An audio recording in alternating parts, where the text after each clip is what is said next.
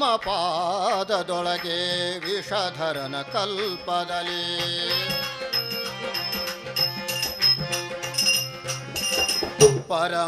ಪರಮಪಾದದೊಳಗೆ ವಿಷಧರನ ಕಲ್ಪದಲ್ಲಿ ನೀ ಸಿರಿ ಸಹಿತ ಕ್ಷೀರವಾರಿಧಿಯೊಳಿರಲು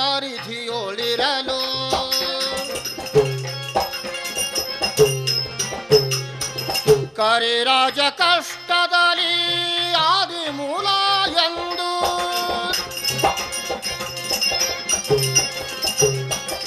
ಕರಿರಾಜ ಕಷ್ಟದಲ್ಲಿ ಆದಿಮೂಲ ಎಂದು